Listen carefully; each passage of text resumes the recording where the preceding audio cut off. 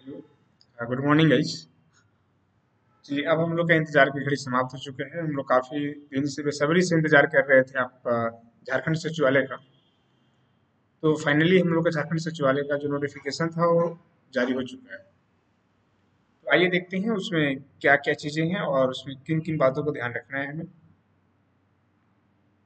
देखिए, ये आपका ऑफिशियल नोटिफिकेशन है। देख पा रहे होंगे आप लोग, यहाँ झारखंड कर्मचारी चयन आयोग लिखा हुआ है। ठीक है, तो ये आपका ऑफिशियल नोटिफिकेशन है। आइए देखते हैं इसमें क्या क्या चीजों को हमको ध्यान में रखकर अपने तैयारी को करना है। देखिए, आप यहाँ पे देख पा रहे हैं जो यहाँ जो सेकंड में यहाँ लिखा हुआ है, सेकंड कॉलम पे परीक्षा शुल्क लिखा हुआ है। जो हमारे पास जो भी कैंडिडेट होंगे वो सभी को 1000 लगेंगे फी। क्लियर है। नीचे क्या लिखा हुआ है कि परीक्षा में छूट है, यानी कुछ वैसे लोग हैं जिनको यहाँ पे 250 रुपीज का डिस्काउंट दिया गया है, छूट दिया गया है।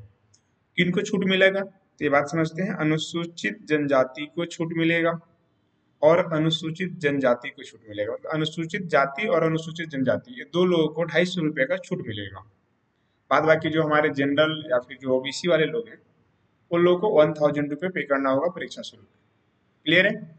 चलिए, इसी के साथ जो मेन मेन बात है उसमें हम लोग चर्चा करेंगे।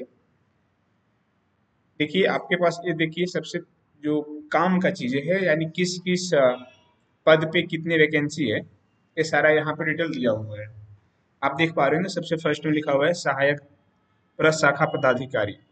इसमें टोटल कितने हैं? ठीक है, तो अनारक्षित वाले लोग के लिए 163 है। थोड़ा मैं इसको जूम कर लेते हैं। चलिए, ये रहा आपका कितना, 163 है यहाँ पे। अनुसूचित जनजाति वालों लोग के लिए 48 है। अनुसूचित जाति के लिए 51 है। अत्यंत पिछड़ा वर्ग BC1 के लिए 45 है और BC2 के लिए 39 है और आर्थिक रूप से कमजोर जो लोग हैं वैसे लिए के लिए 38 है। यानी टोटल यहाँ पे 384 यानी 384 पद है टोटल आपका सहायक प्रशाखा पदाधिकारी वाले पोस्ट पे। क्लियर है। इसके साथ साथ आप देखेंगे इसका जो सेकंड वाला कॉलम है उसमें कौन कौन वैकेंसी दी हुई है, उसमें कौन सा आपका है। तो इसमें देखिए लिखा हुआ है कि कनीय सचिवालय सहायक। यहाँ भी कुछ सीट का लिमिटेशन लगा हुआ है ना। जो अनरिजर्व में आते हैं वो लोग के लिए 129 है। अनुसूचित जनजाति के लिए 84 है, जिसमें लिखा हुआ है कि 2 पद है ना आदिम जनजाति के लिए सम्मिलित भी है। देन अनुसूचित जाति वालों के लिए 32 है, अत्यंत पिछड़ा के लिए 26 है और BC2 वालों के लिए 19 है और फिर से आर्थिक रूप से जो कमजोर लोग हैं उन लोग के लिए 32 सीटें हैं। यानी टोटल आपका कनीय सचिवालय सहायक में 322 टोटल सीट आप नंबर है। ठीक है। चलिए, इसके साथ साथ और किस पद पे हमारे वैकेंसी होने वाली है, तो वो है आपका प्रखंड आपूर्ति पदाधिकारी। इसमें टोटल जो है ना 245 लोगों का चयन करना है, जिसमें आप देख पा रहे होंगे आर्थिक रूप से जो कमजोर हैं वैसे लोगों के लिए 25 सीट है हमारे पास। BC2 वालों के लिए 13 है, BC1 के लिए 18 है और अनुसूचित जाति वालों के लिए 22 है। ठीक है। इस तरह से सीट का विवरण दिया हुआ है, आप देख पा रहे होंगे। और एक लास्ट है आपका, यानी टोटल यहाँ पे 4 तरह से आपका पोस्टिंग है। ये 4 पोस्टिंग पे आपको बहाली किया जाएगा। और लास्ट में प्लानिंग असिस्टेंट लिखा हुआ है। यहाँ भी कुछ आप देख पा रहे हो, यहाँ पे अनारक्षित लोगों के लिए 3 सीट दिया गया है, अनुसूचित जनजाति के लिए 1 सीट है, अनुसूचित जाति के लिए तो कोई सीट है ही नहीं, है ना। BC1 के लिए तो 1 सीट है भी, लेकिन BC2 के लिए तो बिल्कुल कोई सीट नहीं है और साथ में कमजोर वर्ग के लिए भी यहाँ पे कोई सीट है ही नहीं। क्लियर है। तो ये आपको मैं एक बार फिर से इसको दिखा देना चाहेंगे कि इस तरह से आपका पद का विवरण दिया हुआ है कि किन सा पद पे कितने लोगों की वैकेंसी खाली है, कितने लोगों को वैकेंट किया मतलब यहाँ पे रखा जाएगा। चलिए, इसके साथ साथ और मेन मेन जो बातें हैं उसमें हम लोग बात कर लेंगे। देखिए, यहाँ पर लिखा हुआ है सभी किसके लिए कितना हमारा पेमेंट रहेगा। तो यहाँ देख रहे हैं आप 44,900 से लेकर यहाँ 1,42,400 तक जाएगा आपका। और जो कनीय सचिवालय सहायक वाले का है वो 19,900 से लेकर के 63,200 तक जाने का यहाँ पे बताया जा रहा है। साथ साथ यहाँ 35,000 400 से लेकर 35,400 से लेकर के 1,12,400 रहेगा यहाँ पे। और जो प्लानिंग असिस्टेंस वाले लोग होंगे जिनकी इस पे सिलेक्शन होगी उनको 29,200 से पेमेंट स्टार्ट होगा और फाइनली जाकर के 92,300 तक जाएंगे।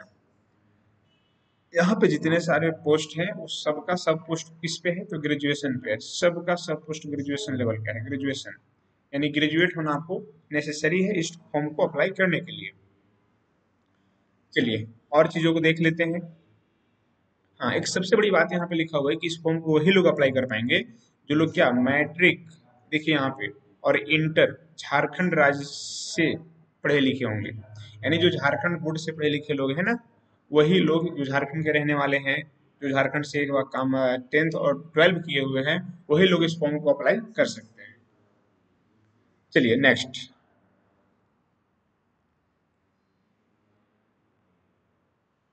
देखिए आप ना 1/8/21 है ना, 1/8/21 आपका एज मेजरमेंट करने का आपका लिमिट दिया हुआ है। आप इससे अपने उम्र को देख सकते हैं। ठीक है, न्यूनतम उम्र यहाँ बताया गया है कि 21 वर्ष होना चाहिए। कितना वर्ष होना चाहिए, 21 ईयर होना चाहिए न्यूनतम फॉर्म आपकी अप्लाई करने की जो एज होना है। और अधिकतम यहाँ पे लिखा हुआ है कि अनारक्षित और अत्यंत पिछड़ा वाले लोग, देखिए अनारक्षित के 35 वर्ष है और BC1 और BC2 वालों के लिए 37 वर्ष यहाँ पे बताया गया है। देखिए यहाँ पे कुछ महिला लोग के बताया गया है कि महिला यहाँ पे कितनी, महिला लोग के 38 बताया जा रहा है और जो अनुसूचित जाति वाले लोग हैं उन लोग के लिए 40 बताया जा रहा है। अब हम लोग देखेंगे थोड़ा सा इसका सिलेबस के ऊपर हम लोग बात कर लेते हैं, क्योंकि वीडियो को बहुत लंबा बनाने से कोई फायदा नहीं है। हाँ, ये सब आप लोग देख लेंगे। जाति प्रमाण पत्र ये सब आपको होना चाहिए, यहाँ झारखंड का होना चाहिए। और उसमें भी कुछ कुछ बातें बताया गया है, कुछ डेट है उसके बाद वाला रहेगा तो आपका नहीं चलेगा। यानी आप कुल मिला के करंट बनवा लीजिएगा जो भी आपका जातीय स्थानीय होगा।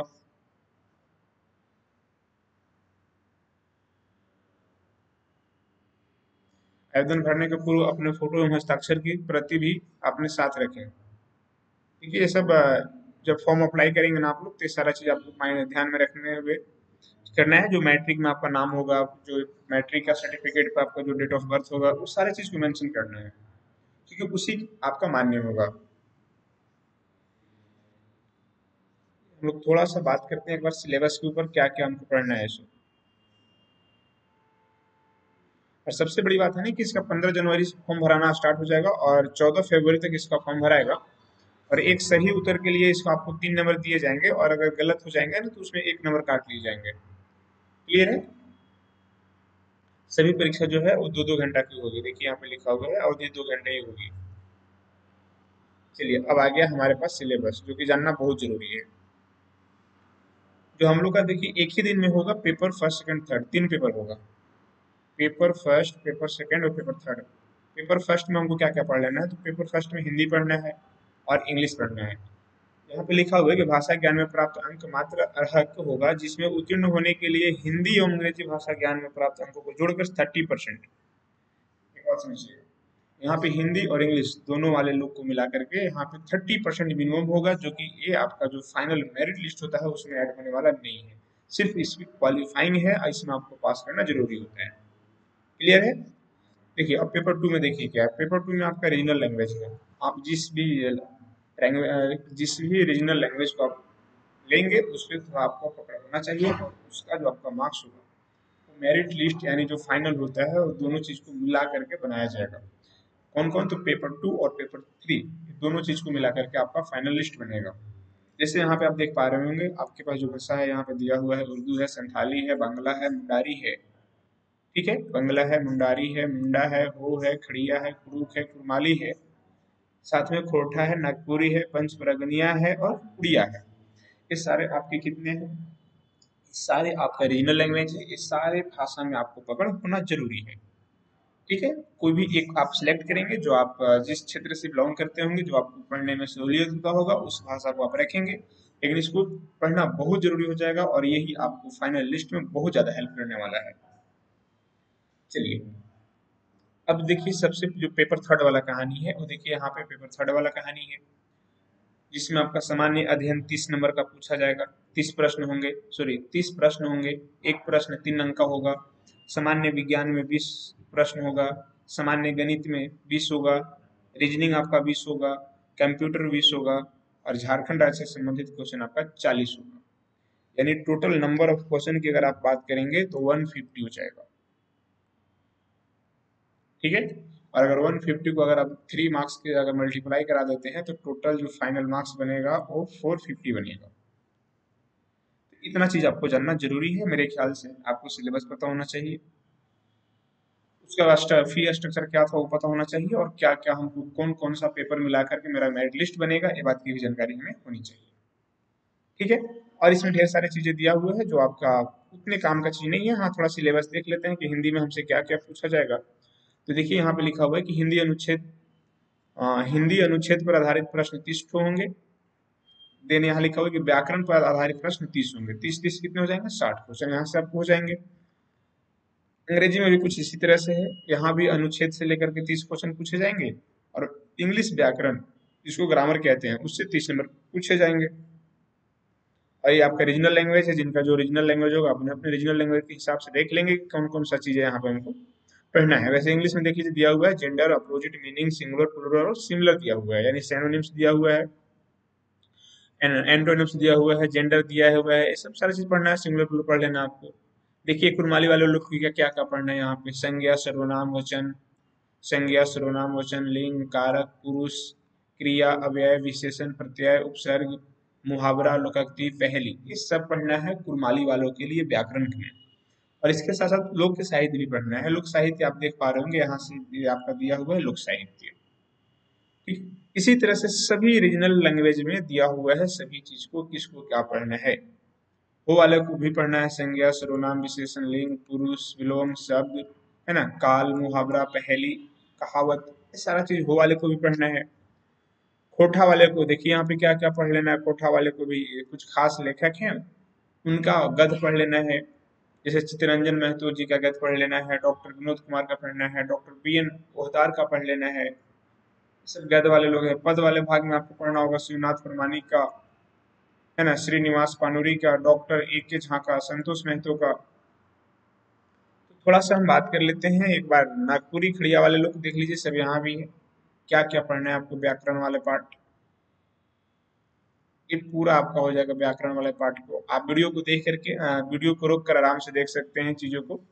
पंच प्रज्ञा वाले लोग को भी देखिए व्याकरण वाला पार्ट क्या क्या पढ़ना है। मतलब लगभग सबको वही पढ़ना है, लेकिन बात है कि रीजनल लैंग्वेज है तो किसको क्या बोला जाता है, काफी टफ हो जाता है। चलिए एक बार हम बात करने वाले हैं थोड़ा सा नागपुरी के ऊपर, क्योंकि काफी लोग का नागपुरी के ऊपर भी ध्यान है। ये रहा नागपुरी। देखिए नागपुरी वाले के लिए क्या क्या है। यहाँ भी देखिए वर्ण है, संज्ञा है, सर्वनाम है, लिंग है, वचन है, कारक है, विशेषण है, क्रिया है, क्रिया विशेषण है, अव्यय है, समास है, उपसर्ग है, प्रत्यय काल है, क्रिया है, वाक्य है, उपसर्ग है, प्रत्यय, समास, अनेक शब्दों के लिए बदले एक शब्द, विलोम शब्द भी है, समानार्थी शब्द है, मुहावरा है, कहावत है। सारे चीज पढ़ लेना है नागपुरी वालों के लिए। ठीक है।